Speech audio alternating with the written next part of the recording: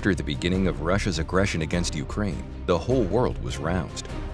A host of countries immediately increased their military budgets. Germany was among the first. For the first time since 1945, the Bundestag decided to increase defense spending. And wherever there's big money, big business instantly becomes mobilized. The most agile and far-sighted businessman on the planet is considered to be Elon Musk. Recall his expansion into the space industry. SpaceX not only turned the space transportation market upside down, but also kicked Russia's Roscosmos out of it. At the same time, the US budget only benefited since space flights became less expensive. A similar revolution in the car market was brought on with the arrival of Tesla. After having successfully entered the passenger car market, Elon Musk then took on the light trucking sector. It seems without a doubt that Elon Musk is a true revolutionizer. And so, Musk has not long ago taken on the task of creating a super tank like no other on the planet.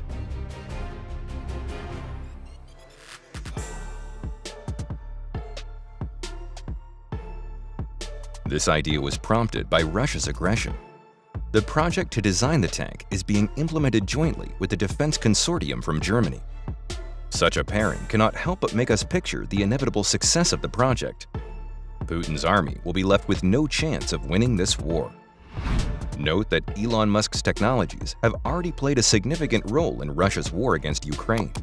In the early days of Russian aggression, Musk provided Ukraine with his satellite internet system, and this really paid off. The fact is that almost all Viasat user terminals in Ukraine were disabled on the first day of aggression due to a Russian cyber attack. In some parts of Ukraine, Starlink remains the only means of communication with the outside world. Starlink systems help break through the information blockade. In addition, Starlink in Ukraine works to keep critical infrastructure personnel working at power plants and industrial enterprises. Starlink has also been used by the Ukrainian military. The Ukrainian armed forces recently began receiving kamikaze attack drones and reconnaissance drones from the United States. Communication and control of these UAVs is carried out through SpaceX's Starlink satellites. Thanks to them, the Ukrainian military remains connected and can control the operation of its UAVs and coordinate the actions of its units. There are currently more than 2,000 satellites in orbit. If Russia tries to destroy any satellites using anti-satellite missiles, we can put new ones into orbit faster than Russia can shoot them down, Musk revealed in a recent interview. Tanks have become the new object of interest for Musk. Their role in modern warfare can hardly be overstated. The real-world combat experience of using tanks in the Russian-Ukrainian confrontation shows that the tactics of their implementation needs to be revised.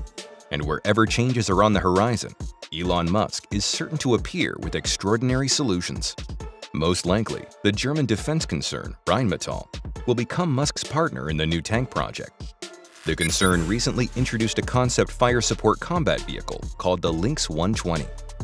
It was originally assumed that this vehicle would be based on the chassis of the Lynx KF-41 infantry fighting vehicle, and that the combat module with new turret and 120mm smoothbore gun would be borrowed from the Leopard 2 tank.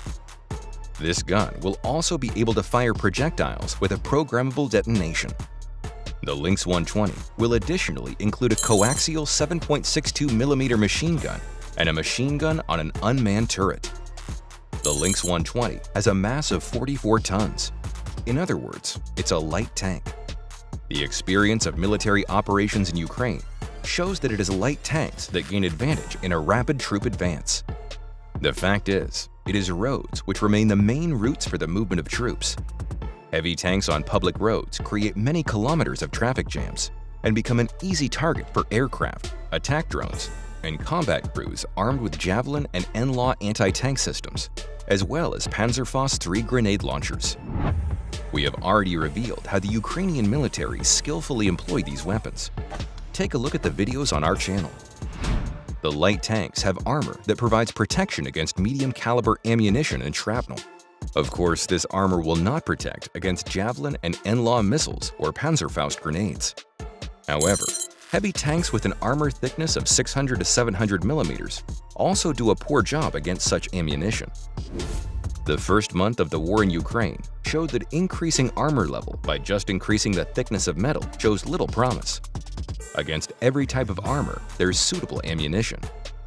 From this, we can conclude that a decrease to the thickness of the armor will also not have a significant effect on the survivability of the tank. However, increasing the speed and maneuverability of the vehicle by way of a smaller mass gives the crew a greater chance of coming out alive. We should also not forget about the more advanced active defenses of the tank.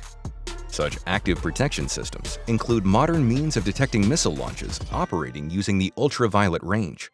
The system warns the crew of the launch of a rocket or grenade towards the tank. As the ammunition approaches, the automatic system for setting the barrier is triggered. An aerosol cloud is sprayed in the path of the projectile, which cloaks the tank from the infrared and optical light range. There are also means of optoelectronic suppression. Such a module is generally installed on the tank's turret. Included in such an active defense complex is a searchlight that emits radiation in the optical and infrared ranges. The range of these systems is 2 to 2.7 thousand yards. To cross this distance, a Javelin rocket takes 13 seconds or more. This is enough time for the active protection system to interfere with the operation of the optoelectronic ATGM guidance device. The rocket receives a false signal, causing it to either crash into the ground or fly past. However, the Rheinmetall concern has created even more advanced weapons that not only protect the tank, but also allow it to effectively attack sources of danger. UAVs and kamikaze drones have become a real scourge of tank columns. The new Skynex air defense system, also manufactured by the Rheinmetall concern, will help protect against assaults from attacked UAVs and kamikaze drones. The open architecture of Skynex allows the system to be placed on any moving platform, including Lynx 120 tanks. The heart of the Skynex system is the Oerlikon Skymaster command and control system. Oerlikon XTAR 3D radars operate by searching the X-band short-range frequencies. Lock-on, tracking, classification, and identification of air targets all occur automatically. A three-dimensional picture of the sky is broadcast to the remote control node via the Skymaster network. The signal to destroy comes from the operator. The Skynex system can be armed with a 35mm Mk3 cannon. Integration with the Cheetah rocket launcher is possible. One Skynex complex is capable of providing cover for an entire column of tanks, vehicles with personnel, and fuel tankers. Today, it is the most advanced system to come up against small air targets of minimal cross-section. These include not only UAVs, but also rockets and mortar shells. So, the Rheinmetall concern created unique tank protection systems. What then could be the role of Elon Musk in this project? Most likely, his technologies in the field of electric propulsion systems will be indispensable. The advantages of using electric traction on ground military equipment are plain to see. Firstly, there is the absence of shafts, gearboxes, and other units with rigid mechanical parts in the transmission. These units are usually heavy and require frequent maintenance. Hydraulic drives and gearboxes are the most vulnerable components. Without them, control of the tank is impossible.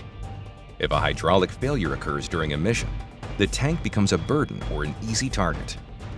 Secondly, without a transmission unit in the tank, the designers have more freedom in the layout of the vehicle. For example, you can increase the ammunition load and place it in the safest location, or equip the tank with additional weaponry. Thirdly, an electric tank is easier to control. The power plant has more torque, which means increased throughput and speed. Engine noise is minimal, which becomes an advantage when maximum concealment is required.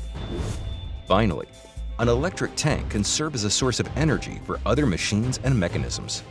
After all, the level of electrification of modern weapons is extremely high. Thermal imagers, communications equipment, radar stations, and other tactical devices require electricity. In a word, ground combat vehicles with electric transmission are superior to traditional models in terms of dynamics, maneuverability, ease of control, survivability, and security, as well as the possibility of attaching advanced weapons and sensors with high power consumption to them. For example, in the near future, laser weapons will become an integral part of ground combat vehicles. On a tank with an electronic transmission and batteries, there will be no difficulty in powering the laser system.